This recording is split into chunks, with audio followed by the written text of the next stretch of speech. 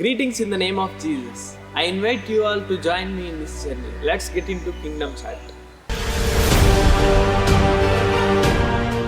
అయితే ఈ లాక్డౌన్లో నాకు కొన్ని క్వశ్చన్స్ రావడం జరిగింది. వాటి గురించి తెలుసుకోగా కొన్ని గొప్ప విషయాలు నాకు తెలిసింది. వాటిని మీతో పంచుకోవాలని ఆశిస్తున్నాను.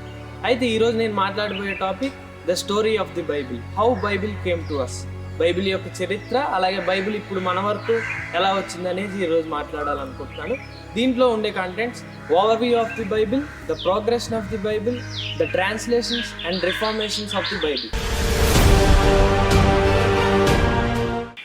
అయితే మొదటగా బైబిల్ గురించి చూస్తే బైబిల్లో 66 పుస్తకాలు, 40 మంది రాశారు. 1800 సంవత్సరాల మధ్యలో రాయడం జరిగింది.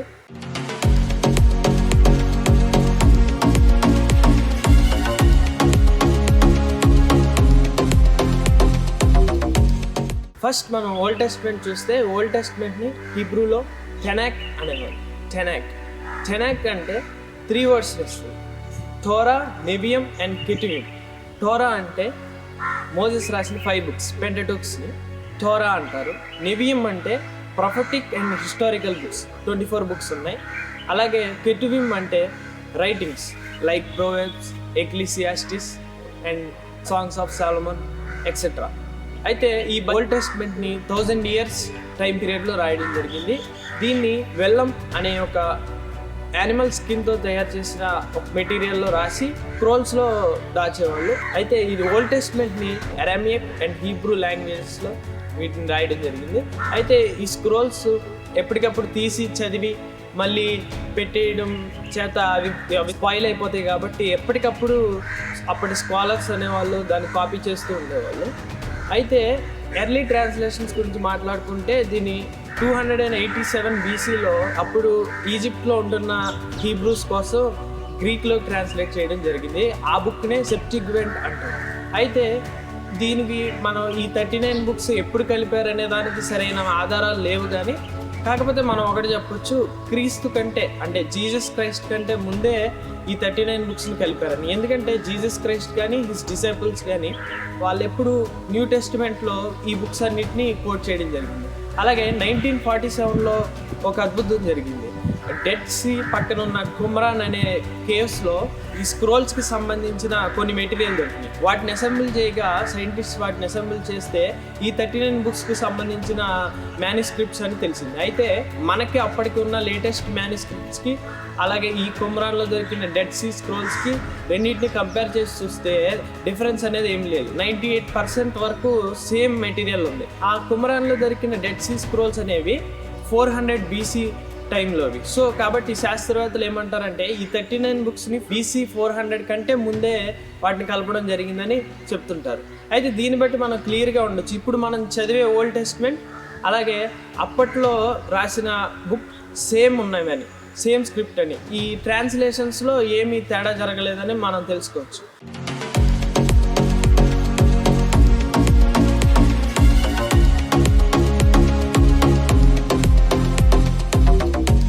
నెక్స్ట్ చూస్తే న్యూ టెస్ట్మెంట్ను కూడా మనం 3 topicsగా చూడొచ్చు. ఒకటి 5 historical books, 21 letters and 1 revelation. 5 historical books వచ్చేసి 4 Gospels and Acts of Apostles.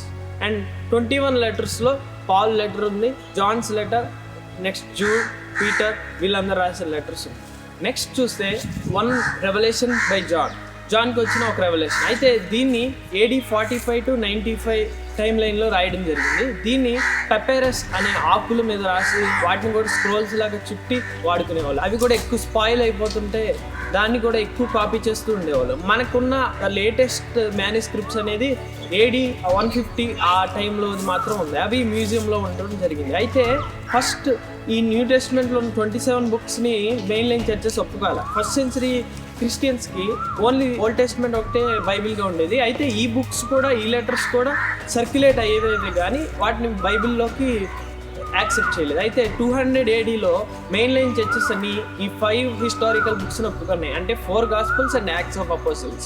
అయితే ఆ తర్వాత మిగతా బుక్స్ అన్ని లెటర్స్, పాల్స్ లెటర్స్ అలాంటి కొన్ని బుక్స్ అన్ని పెట్టాలని, కొంతమంది పెట్టకూడదని, ఎక్కువ పెట్టాలని లేకపోతే తక్కువ పెట్టాలని చాలా డిబేట్స్ జరిగినాయి. అయితే 367 ADలో సెయింట్ అథనేషియస్ ఒకటి ప్రపోజ్ చేశారు. మనం ఇప్పుడు వాడుతున్న 27 బుక్స్ని న్యూ టెస్ట్మెంట్లో యాడ్ చేయాలని ఆయన ప్రపోజ్ చేస్తే అప్పటి మెయిన్ లైన్ చర్చెస్ అన్ని ఆయన ప్రపోజల్కి యాక్సెప్ట్ చేయడం వల్ల 367 ADలో మన బైబిల్ అనేది పూర్తవడం జరిగింది. ఈ 27 బుక్స్ని ఆ 39 బుక్స్ ఆఫ్ ఓల్డ్ టెస్ట్మెంట్లో కలిపి ఈ టోటల్ బుక్ని కలిపి బైబిల్ అని అప్పుడు పిలవడం జరిగింది. ట్రాన్స్లేషన్స్ అండ్ ట్రాన్స్లేటర్స్కి వస్తే ద ఫస్ట్ సెంచరీ క్రిస్టియన్స్కి అనేది సెప్చిక్వెంట్ అనేదే బైబిల్గా ఉండేది. అంటే మనం ఇందాక మాట్లాడుకున్న గ్రీక్ ట్రాన్స్లేషన్ ఆఫ్ ఓల్డ్ టెస్ట్మెంట్నే బైబిల్గా ఉండేది. అయితే సెకండ్ సెంచరీలో ఈ బుక్స్ కూడా కలపాలని చాలా డిస్ప్యూట్స్ వచ్చినాయి కానీ కలపలేదు. అయితే ఎప్పుడైతే సెయింట్ అథనేషియస్ 367 ADలో ఈ బైబిల్స్ని కలపాలని ఆయన ప్రపోజ్ చేసి అది మెయిన్ లైన్ చర్చెస్ యాక్సెప్ట్ చేసినాయో అప్పుడు ఈ బుక్స్ అన్ని కలపడం జరిగింది. అయితే బైబిల్ ట్రాన్స్లేటర్స్లో మనం ముఖ్యంగా చెప్పుకోవాల్సింది Jerome. He was the first known translator of the Bible. Bible translate చేసిన వ్యక్తుల్లో మనకు తెలిసిన వాళ్ళలో ఆయనే ఫస్ట్. అయితే 384లో పోప్ డెమెసస్ అనే ఆయన ఇన్స్ట్రక్ట్ చేయడం వల్ల జెరోమ్ బైబిల్ని లాటిన్లోకి ట్రాన్స్లేట్ చేయడం మొదలుపెట్టాడు. అయితే ఆయన హీబ్రూ బెత్లెహేంలోకి వెళ్ళి అక్కడ ఉండి నేర్చుకోవడం జరిగింది. ఆయన తయారు చేసిన బైబిల్ని లాటిన్ వల్గేట్ బైబిల్ అంటారు. అదే ఇప్పుడు రోమన్ క్యాథలిక్ వాళ్ళకి కాన్స్టెంట్ బైబిల్గా ఉండడం జరుగుతుంది. ఆ తర్వాత మనం చెప్పుకోవాల్సింది సిరియక్ అండ్ కాప్టిక్ బైబిల్స్. ఈ బైబిల్స్ అనేవి అప్పటి కాలంలో ఉన్న క్రిస్టియన్స్కి 3rd సెంచరీలో ఉన్న క్రిస్టియన్స్ ఇండియా, సిరియా, ఈజిప్ట్ ఆ దేశాల్లో ఉన్న క్రిస్టియన్స్కి అవసరమని సిరియక్ అండ్ కాప్టిక్ బైబిల్స్ చేశారు. సిరియన్ లాంగ్వేజ్ అనేది అప్పట్లో ఇండియా, సిరియా ఆ ఏరియాలో వాడేవారు. అలాగే కాప్టిక్ అనేది ఈజిప్షియన్ లాంగ్వేజ్. ఆ తర్వాత మనం చెప్పుకోవాల్సిన Bibles 4th and 5th generation Bibles. ఎప్పుడైతే రోమన్ ఎంపరర్ కాంటెస్టైన్ నోబుల్ క్రిస్టియన్గా కన్వర్ట్ అయ్యాడో 312 ADలో ఆయన కన్వర్ట్ అయ్యాడు. ఆ తర్వాత ఫస్ట్ క్రిస్టియన్ నేషన్ అనేది అర్మేనియాగా మనం చూస్తాం. అయితే దానికి ఒక స్క్రిప్ట్ లేదు కానీ అప్పట్లో సెయింట్ మిస్రాప్ అనే ఒక ఫాదర్ గారు ఆ అర్మేనియా దేశానికి ఒక స్క్రిప్ట్ ఇచ్చి దాంట్లోకి బైబిల్ ట్రాన్స్లేట్ చేయడం జరిగింది. ఇది 5th సెంచరీలో అర్మేనియన్ బైబిల్ అనేది రావడం జరిగింది. ఆ తర్వాత మనం ముఖ్యంగా చెప్పుకోవాల్సిన ఓల్డ్ సాల్వానిక్ బైబిల్. ఓల్డ్ సాల్వానిక్ అనే లాంగ్వేజ్ అప్పుడు సెర్బియా, సదరన్ USSR ఆ ఏరియాలో వాడేవారు. అయితే అప్పుడు సెయింట్ సిరిల్ అనే ఆయన 9th సెంచరీలో ఈ యొక్క ట్రాన్స్లేషన్ తీసుకురావడం జరిగింది. దాని తర్వాత చూస్తే 700 AD to 900 ADని బైబిల్కి డార్క్ ఏజెస్గా చూస్తారు. ఎందుకంటే చాలామంది హిస్టోరియన్స్, చాలామంది దేవుడి భక్తులు బైబిల్ ట్రాన్స్లేట్ చేయడానికి చూశారు. లైక్ ఎడ్లమ్స్, హిస్టోరియన్ BD అండ్ కొంతమంది ట్రాన్స్లేటర్స్ ట్రాన్స్లేట్ చేయడానికి చూశారు కానీ వాళ్ళు పూర్తి చేయలేకపోయారు. వాళ్ళ వర్క్స్ అనేవి ఉండకుండా పోవడం జరిగింది. అందుకని ఆ 300 years ఎరాని బైబిల్కి డార్క్ ఏజ్గా చూస్తారు.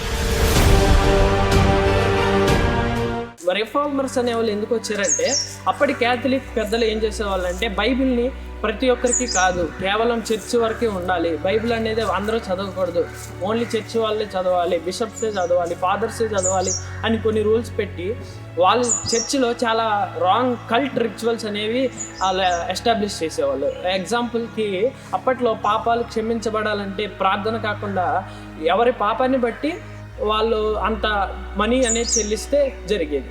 ఆ టైంలో ఈ రిఫార్మర్స్ అనేవాళ్ళు మేజర్ రోల్ ప్లే చేసి ఈ రిచువలిస్టిక్ రిలీజియన్ నుంచి మార్చడానికి చాలా ప్రయత్నించారు. అయితే బైబిల్ రిఫార్మర్స్ గురించి మనం చెప్పుకుంటే ముఖ్యంగా మనం చెప్పుకోవాల్సింది జాన్ విక్లిఫ్. జాన్ విక్లిఫ్ అనే ఆయన 1300 ADలో బైబిల్ ఆక్స్ఫర్డ్ థియాలజియన్గా పనిచేసేవాడు. అయితే ఆయన బైబిల్ చదివి బైబిల్ అనేది ప్రతి ఒక్కరికి ఉండాలని 1384లో with his friends Nicholas and John పర్వేతో కలిసి బైబిల్ని పూర్తిగా ఇంగ్లీష్లో ట్రాన్స్లేట్ చేయడం జరిగింది. అయితే ఈ క్యాథలిక్ మిషన్ పెద్దలు అందరూ అంటే వాళ్ళందరూ కలిసి ఈ యొక్క ఎడిషన్ని బ్యాన్ చేసి ఇది కరెక్ట్ కాదు అని మొత్తం కాపీస్ అన్నిటిని కాల్ చేయడం జరిగింది. దానివల్ల ఆయన వర్క్ అనేది స్పాయిల్ అవ్వడం జరిగింది. ఆ తర్వాత మనం ముఖ్యంగా చెప్పుకోవాల్సింది జాన్ హస్ అనే ఆయన గురించి.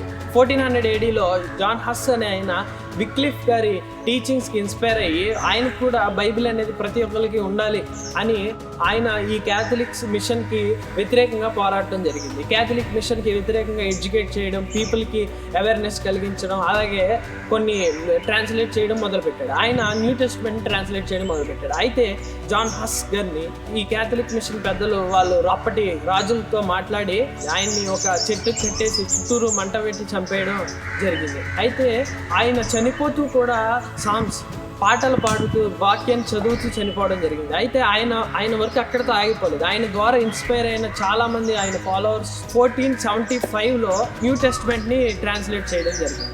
ఆ తర్వాత ముఖ్యంగా మనం చెప్పుకోవాల్సింది ప్రింటింగ్ మిషన్ గురించి. ప్రింటింగ్ మిషన్ ఎప్పుడైతే జాన్ గుటెన్బర్గ్ 1450లో ప్రింటింగ్ మిషన్ కనిపెట్టారో అప్పుడు గొప్ప రెవల్యూషన్ అనేది రావడం జరిగింది. జాన్ గుటెన్బర్గ్ బైబిల్ ప్రింట్ చేయడం కోసం ప్రింటింగ్ మిషన్ కనిపెట్టడం జరిగింది.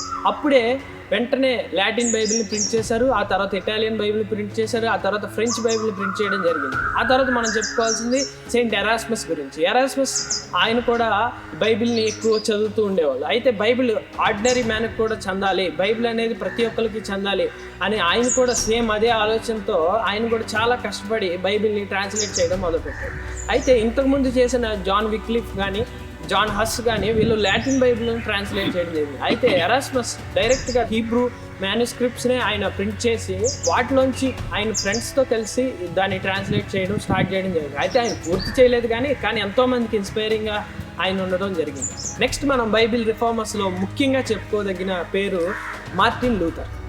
ఈయన యూనివర్సిటీ ఆఫ్ విటెన్బర్గ్లో లెక్చరర్గా పనిచేసేవాళ్ళు. ఈయన కూడా బైబిల్ చదివి దాంట్లో ఉన్న టీచింగ్స్ చూసి ఈ టీచింగ్స్ అనేవి ఓన్లీ క్రిస్టియన్ లీడర్స్కి మాత్రమే కాదు, అలాగే రోమన్ క్యాథలిక్ వాళ్ళ రిచువల్స్ వాళ్ళు చేసే తప్పులు అన్నీ చూసి ఆయన చాలా బాధపడి దానికి వ్యతిరేకంగా పోరాడడం స్టార్ట్ చేశారు. ప్రొటెస్టెంట్ రిఫార్మేషన్ తీసుకొచ్చింది ఆయన. ఇప్పుడు మనందరినీ ప్రొటెస్టెంట్స్గా పిలుస్తున్నారంటే ఆయన చేసిన రెవల్యూషన్. ఆయన అప్పుడు వారికి వ్యతిరేకంగా పోరాడి గొప్ప రెవల్యూషన్ అనేది స్టార్ట్ చేయడం జరిగింది. దానివల్లే ఇప్పుడున్న క్రిస్టియానిటీకి ప్రతి ఒక్కరికి బైబిల్ రావడం అనేది జరిగింది. ఆయన 1532కి లాటిన్ బైబిల్ని జర్మన్లోకి ట్రాన్స్లేట్ చేయడం జరిగింది. బైబిల్ని ఇంగ్లీష్లో ట్రాన్స్లేట్ చేసిన మొట్టమొదటి వ్యక్తి విలియం టిండే అంటే ఆ వర్క్స్ ఉన్నాయి కాబట్టి ఆయన్ని మొదటిగా చూస్తారు. అయితే విలియం టిండేల్ ఈ ఎరాస్మస్ యొక్క టీచింగ్స్కి ఇన్ఫ్లుయెన్స్ అయ్యి బైబిల్ అనేది అందరికీ కావాలి అని సేమ్ మోటోతో ఆయన ట్రాన్స్లేట్ చేయడం స్టార్ట్ చేశారు. అయితే ఆయన న్యూ టెస్ట్మెంట్ని ట్రాన్స్లేట్ చేయడం స్టార్ట్ చేసి 1526కి న్యూ టెస్ట్మెంట్ని పూర్తి చేయడం జరిగింది. అయితే ఆయన రోమ్లో ఆయనకి ఇబ్బందులు రావడం, ఆయన ట్రాన్స్లేట్ చేయడానికి అందరూ వ్యతిరేకిస్తున్నారని ఆయన జర్మనీ వెళ్ళి ఆయన ట్రాన్స్లేట్ చేయడం జరిగింది. అయితే చాలా వరకు ఆయన బుక్స్ సర్క్యులేట్ అవుతుండడంతో రోమన్ క్యాథలిక్ వారి పెద్దలు అవి కరెక్ట్ కాదు అని చెప్పి వాటిని బ్యాన్ చేసి వాటిని కాల్ చేయడం జరిగింది. అయితే దానికి రిప్లైగా విలియం టిండేల్ మళ్ళీ ఇంకో రివైజ్డ్ వెర్షన్ని 1566 ADలో ఆయన రివైజ్డ్ వెర్షన్ మళ్ళీ రిలీజ్ చేయడం జరిగింది. అయితే ఈసారి ఆయన 40 times ఎక్కువ కాపీస్ని రిలీజ్ చేయడం జరిగింది. దానివల్ల చాలా మందికి ఆ బైబిల్ అనేది అందడం జరిగింది. మనం తర్వాత చెప్పుకోవాల్సింది మైల్స్ కవరండేల్ బైబిల్ని ట్రాన్స్లేట్ చేయడం స్టార్ట్ చేశారు. బైబిల్ అనేది సేమ్ ఎరాస్మస్ యొక్క టీచింగ్స్ ఇన్ఫ్లుయెన్స్ అయ్యి ఆయన కూడా బైబిల్ ట్రాన్స్లేట్ చేయడానికి మొదలుపెట్టారు. అయితే ఈసారి అఫీషియల్గా చేయాలని చెప్పి ఆయన కింగ్ హెన్రీ III దగ్గర పర్మిషన్ తీసుకుని బైబిల్ని ట్రాన్స్లేట్ చేయడం స్టార్ట్ చేశారు. అయితే ఆయన 1535లోకి కవరండేల్ వెర్షన్ ఆఫ్ బైబిల్ని పూర్తి చేశారు. అయితే దీన్ని చాలామంది స్టాండర్డ్ వెర్షన్గా చూస్తారు. ఆ తర్వాత మనం ముఖ్యంగా చెప్పుకోవాల్సింది ద గ్రేట్ బైబిల్ అనేది అప్పటి కింగ్ ఎవరైతే ఉన్నారో ఆయన ఒక main version of the Bible ఉండాలి అని చెప్పి ఆయన ఆర్డర్ వేయడంతో ఆయన కింగ్డమ్లో ఉన్న స్కాలర్స్ అందరూ కలిసి పాత ట్రాన్స్లేషన్స్ అన్నిటిని చూసి అన్ని ట్రాన్స్లేషన్స్ని కన్సిడర్ చేసి ఒక గ్రేట్ బైబిల్ని ఇవ్వడం జరిగింది. అది 1538లో గ్రేట్ బైబిల్ అనేది రావడం జరిగింది. ఆ తర్వాత జెనీవా బైబిల్ అనేది క్వీన్ ఎలిజబెత్కి కొంతమంది స్కాలర్స్ అందరూ అన్ని రివైజ్డ్ వెర్షన్స్లోంచి తీసి ఒక ఫైనెస్ట్ వెర్షన్ క్వీన్ ఎలిజబెత్కి గిఫ్ట్ ఇవ్వడం జరిగింది. దాన్నే జెనీవా బైబిల్ అంటారు. అది కూడా చాలా ఇంపార్టెంట్ బైబిల్గా చూస్తారు. అయితే ఆ తర్వాత మనం ముఖ్యంగా చెప్పుకోవాల్సింది బిషప్స్ బైబిల్ని ఆర్క్ బిషప్ పార్క్స్ అనే ఆయన విత్ హిస్ అసోసియేట్స్ ఆయన ట్రాన్స్లేట్ చేయడం జరిగింది ఇంగ్లీష్లో. ఇది 1568లో జరిగింది. ఈ ట్రాన్స్లేషన్ కూడా వన్ ఆఫ్ ది ఫైనెస్ట్గా చూస్తారు. అంటే వీటిని ఎక్కువ ట్రాన్స్లేషన్స్ అన్నిటి కన్సిడర్ చేసి చేయడం వల్ల దీన్ని ఒక స్టాండర్డ్ వెర్షన్గా చూడడం జరిగింది. అయితే నెక్స్ట్ మనం మెయిన్గా చెప్పుకోవాల్సింది కింగ్ జేమ్స్ వెర్షన్ మనం ఇప్పటికీ స్టాండర్డ్ వెర్షన్గా చూస్తాం. 1603లో కింగ్ జేమ్స్ I ఏం చేస్తాడంటే ఆయన ఒక finest version of the Bible కావాలని ఆయన ఆర్డర్ వేయడం జరిగింది. అయితే ఆయన వేసిన ఆర్డర్ను బట్టి కింగ్ జేమ్స్ వెర్షన్కి 6 teams పనిచేస్తున్నాయి. ఒక్కొక్క టీంలో చాలామంది స్కాలర్స్ ఉండడం జరిగింది. ప్రతి టీము ద హోల్ బైబిల్ మీద వర్క్ చేయడం జరిగింది. అయితే 6 చేసిన 6 బైబిల్స్ని కలిపి ఒక్క ఫైనెస్ట్ వెర్షన్ ఇవ్వడం జరిగింది. అందుకనే అతి స్టాండర్డ్ వెర్షన్గా కింగ్ జేమ్స్ వెర్షన్ మనం చూస్తాం. అది కింగ్ ఆర్డర్ చేశారు కాబట్టి ఆ పేరుని దానికి పెట్టడం జరిగింది. ఇది 1611లో వచ్చింది కింగ్ జేమ్స్ వెర్షన్ అనేది. అయితే ఆ తర్వాత చాలా వెర్షన్స్ ఆఫ్ బైబిల్స్ అనేవి వచ్చాయి. Dubai version, new amplified version, new testament, American new standard version, new revised version, తర్వాత యాంప్లిఫైడ్ బైబిల్, అలాగా చాలా రావడం జరిగింది. అయితే వీటి వల్ల ప్రతి ఒక్కరు బైబిల్ అనేది తెలుసుకోవాలనేదే వీళ్ళ ఆలోచన. ఆ తర్వాత మనం ముఖ్యంగా ఈ బైబిల్ రిఫార్మేషన్లో ముఖ్యంగా మనం చెప్పుకోవాల్సిన పేర్లు మిషనరీస్ గురించి. మిషనరీస్ ఎనార్మస్ వర్క్ చేశారు బైబిల్ విషయంలో. అయితే మిగతా విషయాల్లో కూడా చాలా వర్క్ చేశారు. బైబిల్ కూడా ప్రతి ఒక్కరికి రావాలి, ప్రతి ఒక్కరికి జ్ఞానం తెలియాలి, దేవుడి గురించి మాటలు తెలియాలి, ఎలా బ్రతకాలో తెలియాలి అనే ఆలోచనతో మిషనరీస్ హెవీగా వర్క్ చేశారు. వాళ్ళు ఏ దేశం వెళ్తే అక్కడ ఉండి అక్కడ పరిస్థితులు నేర్చుకుని, అక్కడ లాంగ్వేజెస్ నేర్చుకుని అక్కడికి బైబిల్ని ట్రాన్స్లేట్ చేయడం జరిగింది. ఏ దేశం వెళ్ళినా, ఎక్కడ వెళ్ళినా, ఎగ్జాంపుల్ చూసుకుంటే మనకి విలియం కేరీ ఇండియా వచ్చాడు. ఇండియా వచ్చి ఇక్కడే చాలా లాంగ్వేజెస్ నేర్చుకుని 35 లాంగ్వేజెస్లో బైబిల్ని ట్రాన్స్లేట్ చేయాలని స్టార్ట్ చేసి 35 లాంగ్వేజెస్లో ఏదో కొన్ని బుక్స్ని ట్రాన్స్లేట్ చేసి 17 లాంగ్వేజెస్లోకి హోల్ బైబిల్ని ట్రాన్స్లేట్ చేయడం జరిగింది. అలాగా ప్రతి దేశంలో ఎవరో ఒక మిషనరీ బైబిల్ ట్రాన్స్లేట్ చేయడం జరిగింది. ఆ తర్వాత మనం ముఖ్యంగా చెప్పుకోవాల్సింది Bible societies like United Bible society, Wycliffe's Bible society. ఈ బైబిల్ సొసైటీస్ అనేవి ఎనార్మస్ వర్క్ చేసినాయి. అవి కూడా ట్రాన్స్లేషన్లో చాలా హెల్ప్ చేయడం జరిగింది. చాలా మెయిన్గా మిషనరీస్ అనేవాళ్ళు ట్రాన్స్లేషన్స్కి ఎక్కువ ఉపయోగపడితే బైబిల్ సొసైటీ అనేవాళ్ళు ఎక్కువ ప్రింట్ చేసి సామాన్యుడికి, ఒక కామన్ మ్యాన్కి బైబిల్ అనేది అఫోర్డబుల్గా అండ్ అవైలబుల్గా చేయడం జరిగింది. బైబిల్ సొసైటీ అనేది ఫస్ట్ వేల్స్లో స్టార్ట్ అవ్వడం జరిగింది. ఆ తర్వాత అలాగ ప్రతి దేశానికి వెళ్తూ ప్రతి దేశంలో సర్ప్లస్గా బైబిల్స్ని ప్రింట్ చేసి అందించడం జరిగింది. బైబిల్ సొసైటీస్ అండ్ మిషనరీస్ అనేది చాలా వర్క్ చేశారు బైబిల్స్ విషయంలో. కానీ అది చెప్తే టైం సరిపోదు కాబట్టి ఇంట్రడక్షన్తో నేను ఇక్కడ ఆపుతున్నాను. అయితే ఇప్పుడు బైబిల్ ట్రాన్స్లేషన్ యొక్క స్టాటిస్టిక్స్ చూస్తే 698 లాంగ్వేజెస్లోకి హోల్ బైబిల్ని ట్రాన్స్లేట్ చేయడం జరిగింది. 1538 లాంగ్వేజెస్లోకి న్యూ టెస్ట్మెంట్ ట్రాన్స్లేట్ చేయడం జరిగింది. అలాగే ఏవో కొన్ని బుక్స్ 3398 లాంగ్వేజెస్లోకి ఏవో కొన్ని బుక్స్ ఆఫ్ బైబిల్ అనేది ట్రాన్స్లేట్ చేయడం జరిగింది. ఇప్పటికీ 5 బిలియన్ బైబిల్స్ ప్రింట్ అవ్వడం జరిగింది. అయితే ఇదంతా చెప్పడానికి ఒకటే కారణం, బైబిల్ అనేది మన దగ్గరికి అంత ఈజీగా రాలేదు.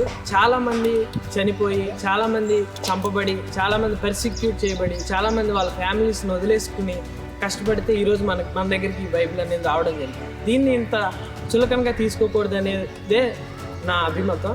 నేను చెప్పాలనుకుంది ఏంటంటే, వీళ్ళు ఇంతమంది కష్టపడితే ఈరోజు మన చేతిలో బైబిల్ వచ్చింది. ఎంతోమంది మిషనరీస్ పర్సిక్యూట్ చేయబడితే ఈరోజు మన బైబిల్ వచ్చింది. బైబిల్ని మనం ఎందుకు వీళ్ళు ఎంత కష్టపడ్డారు? ఒకటే, దేవుడు మాట ప్రతి ఒక్కరికి అందాలనేదే వాళ్ళ ఆలోచన. కాబట్టి వాళ్ళు ఎంత కష్టపడి చేసిన దాన్ని మనం ఈజీగా తీసుకోకూడదు. మన చేతిలో ఎంత ఈజీగా మనం బైబిల్ కొనుక్కోగలుగుతున్నామంటే అది ఇంతమంది కష్టం. God bless you.